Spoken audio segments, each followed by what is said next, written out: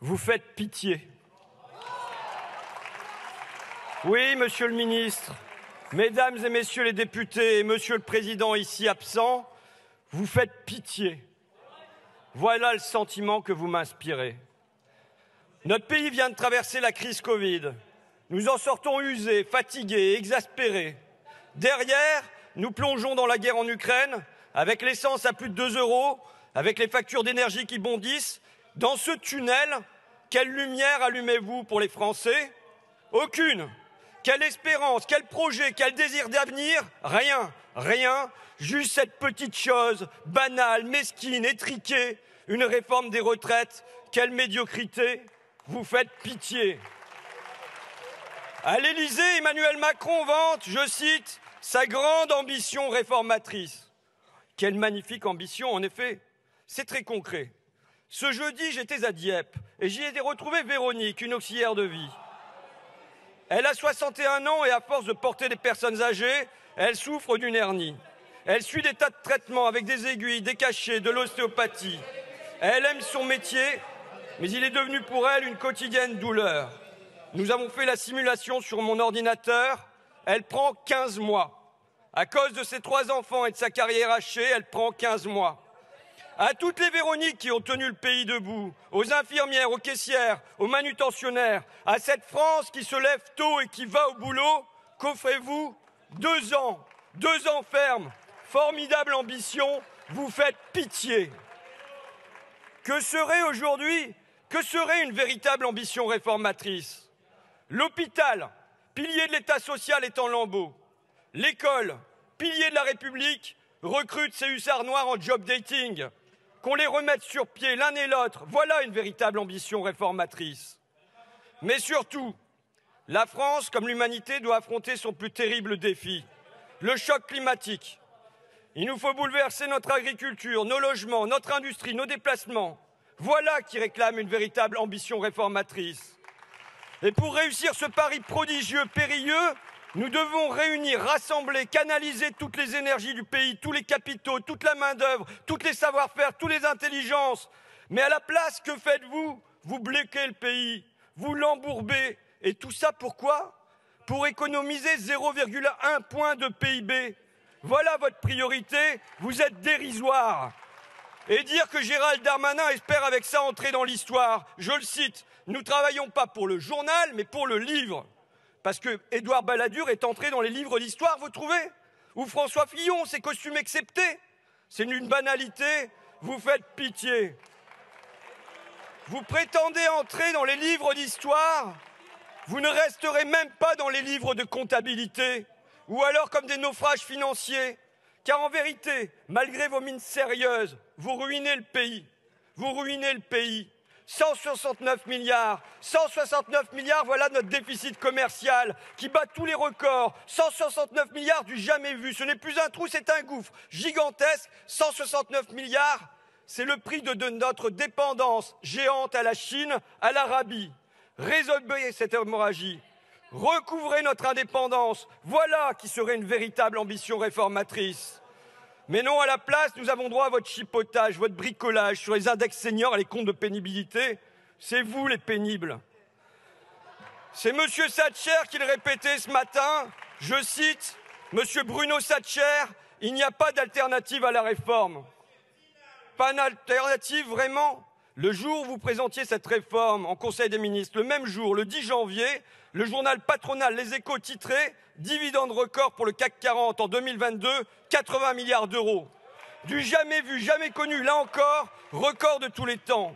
Et les 2 tiers de ces dividendes, les 2 tiers de ces 80 milliards ne vont pas aux 10% les plus riches, ne vont pas aux 1% les plus riches, mais vont aux 0,1% les plus riches.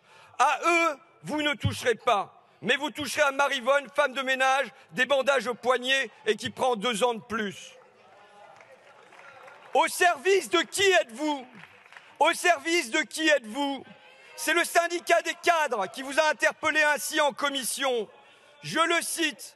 Entre 1997 et 2019, la part revenant aux salariés dans la valeur ajoutée a baissé de 59 à 55%, moins 4 points, pendant que la part revenant aux actionnaires a triplé, passant de 5 à 15%.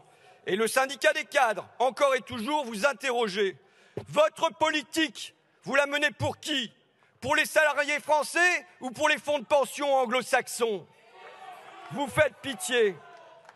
Vous dirigez la France, notre France, avec ses siècles d'histoire, avec ses cathédrales et ses révolutions. Mais vous les dirigez pour vos petites mesures, vos petits calculs, votre petite politique. Avec votre petitesse, vous enlisez la nation dans la boue du dégoût. Mais où est la grandeur? La grandeur, elle demeure dehors. Elle est chez les citoyens, les citoyennes qui soignent et qui enseignent, qui conduisent et qui construisent. La grandeur, elle est chez les travailleuses, les travailleurs qui maintiennent encore le pays debout malgré vous. Elle est chez ces Français qui ne réclament que décence et bon sens, qui nous disent « nous voulons vivre de notre travail présent, le salaire, notre travail passé, la retraite ».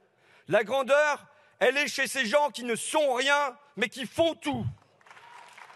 Chez ces gens qui ne sont rien, comme vous dites, chez ces gens qui ne sont rien et qui font tout, et qu'aujourd'hui, comme hier, vous négligez, vous méprisez, vous écrasez, vous faites pitié. Vous faites pitié, mais vous êtes des dangers. Oui, vous êtes des dangers. Quand tous les syndicats unis vous disent non, quand 7 Français sur 10 vous disent non, quand 9 salariés sur 10 vous disent non, quand des manifestations à 1, 2, 3 millions de personnes vous disent non, quand même des patrons d'hôtellerie, des patrons du bâtiment, des artisans vous disent non, quand ils vous disent c'est une bêtise, quand vous forcez malgré l'opinion, quand vous passez sur le corps social, oui, vous êtes un danger pour le pays, pour sa démocratie. Oui, vous êtes des extrémistes. Oui, avec votre arrogance, vous faites un mal immense à notre France divisée en 3 blocs. On le voit ici, à une France qu'il faudrait réparer, soigner, ressouder, et qu'à l'inverse, vous brutalisez, vous déchirez sur des peccadilles, sur des broutilles. Vous faites pitié. Vous n'entrerez dans aucun livre, dans aucune histoire, car vous êtes déjà inexistant au présent. Vos mots sont déjà morts. Qui se souvient d'Heinrich Brüning? Qui ici? Qui se souvient de Camille Chotan? Je vois vos regards vides, vous regarderez dans Wikipédia. Pour le pire ou le meilleur, on ne se souvient que de leurs successeurs. Bientôt, vous serez balayés, emportés par une histoire redevenue tragique, par une histoire qui va basculer dans le cauchemar ou dans l'espoir. Nous sommes là, nous, pour que l'histoire bascule vers l'espoir. La lumière au bout du tunnel, c'est à nous de la rallumer. C'est à nous de conjuguer l'effort, oui, l'effort pour relever le pays, pour relever un pays que depuis 40 ans vous rétrécissez, que vous découragez. Nous sommes là pour conjuguer cet effort avec le réconfort, la joie venant après la peine. Nous sommes là pour renouer avec notre histoire, la grande histoire du mouvement ouvrier. Quelle est-elle? C'est à la fois la fierté du travail, la dignité par le travail, gagner sans vie en travaillant, et en même temps libérer du temps hors travail. C'est la fin du travail des enfants, et nous avions déjà les mêmes alors sur vos bancs qui criaient à la paresse, à la compétitivité, vos ancêtres. C'est le congé maternité, c'est le dimanche chômé, c'est le samedi à l'anglaise, ce sont les congés payés, c'est la retraite, cette nouvelle étape de la vie. Et c'est enfin en 1982 la retraite à 60 ans.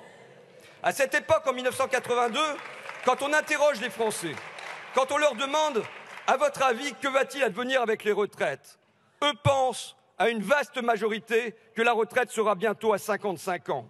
Pourquoi? Parce que c'était le sens de l'histoire. Et c'est avec cette histoire que nous devons renouer. Une histoire où le travail nécessaire, le travail qui émancipe, où le travail se marie avec le droit au repos, se marie avec le droit au loisir, avec le droit à l'oisiveté, que travail et repos se mêlent, s'épousent, pour accoucher d'un bel et éternel enfant, le bonheur. C'était le premier jour de retraite mercredi dernier pour Jean-Marc. Qu'a-t-il fait? Il s'est rendu au ping-pong où le président du club l'a aussitôt harponné pour qu'il devienne formateur, pour qu'il encadre les jeunes. Et il a rejoint le club de randonnée, 14 km. Ouf, c'était dur pour une première, il a souffert. Eh bien voilà le bonheur. Le bonheur de s'inscrire pour une rando, le bonheur de traverser la France en vélo, le bonheur de préparer un gâteau au chocolat, le bonheur de prendre des cours de Zumba, le bonheur d'emmener sa petite fille à la gym, le bonheur de n'être pas usé, épuisé, essoré par le travail, mais d'avoir encore de belles années, de belles journées en pleine santé pour en profiter. Le bonheur qui à entendre tous vos discours, racornis, vieillis, tristes et sinistres, le bonheur qui demeure une idée neuve ici, vous faites pitié. Je vous remercie.